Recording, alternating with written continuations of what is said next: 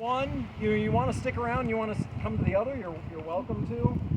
But otherwise, you can do either. I like the matching shirts there. We didn't plan it; it just happened. We do know each other, and we did not plan it. I did not get the memo. I prefer that shirt, honestly. I think that's pretty hilarious. I have to actually go over and meet our models, so I'm going to be handing it over to Mark. But again, if you have any questions for me, my name's Paul, Director of Education at Hunts. Happy to help you out, all right? So, school at 1:45 rather than, they may be a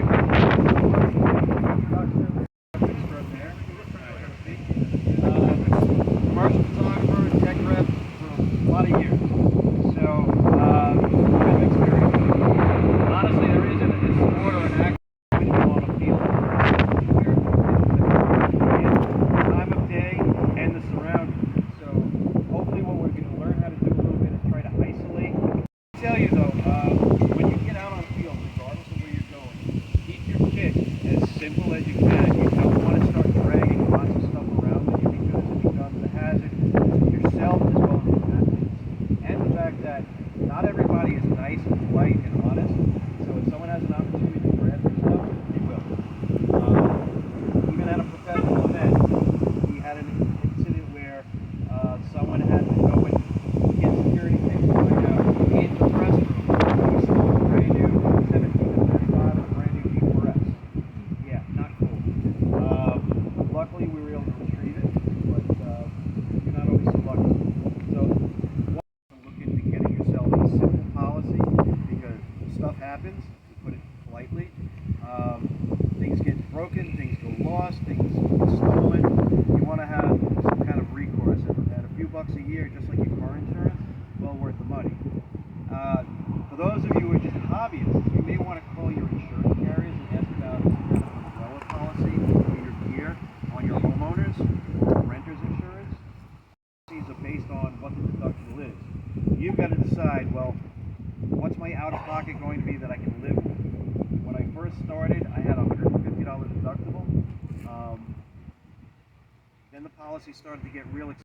Goal of the other side, because where all the action is at, you don't want to have to run up and down the field unless you want your steps, like every other newspaper in the country. Even if you do it online. Look at the high school sports section. Look at the professional sports section. You see a lot of the same repetition, stances, poses, reaction. If you're unsure of ever shooting a sport, do your homework. Pull up some old papers, pull up some old games, and look at the images that were shot. Look at for composition. Look at what they're shooting. Think about positioning of where you are on the field. These are all things to kind of do your homework, kind of, make your bones a little bit. If you shoot it enough, you just know, like a champ.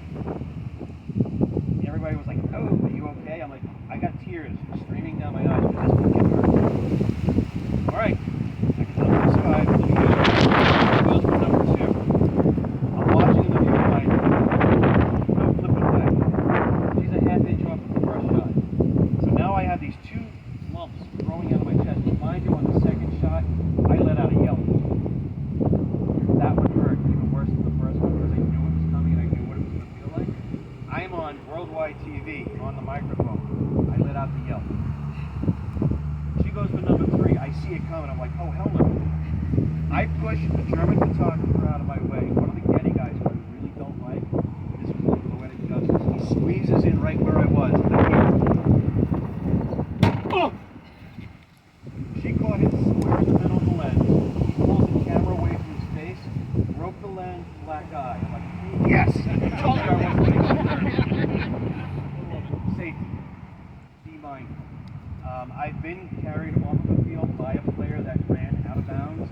I've had an entire defensive line drop in front of me, so you've got 4,000 pounds of meat right there.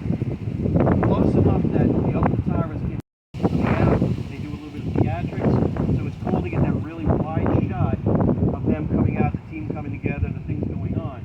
And again, if you're looking at it from a news perspective, isolating a single player at F7.1, my background is still going to go to mush on a long lens because of the way it presses it. So that works for me. If you're shooting a night game, well, those tools kind of don't necessarily necessarily apply because you need as much light as possible unless you've got a professional field. Like, and I'm sure you played on fields where there's a 40-watt bulb from somebody's refrigerator. That's the lighting that you've got to work with. And you, there you go. Been there, done that, and you know.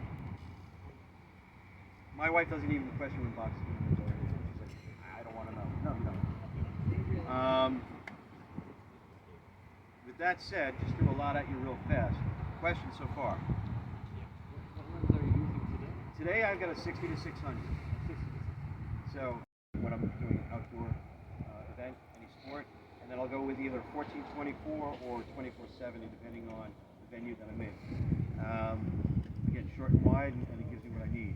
24-70 is usually pretty good, but if I know that there's going to be some additional theatrics, I want to go to the 14-24 to get more of the environment and be able to capture everything.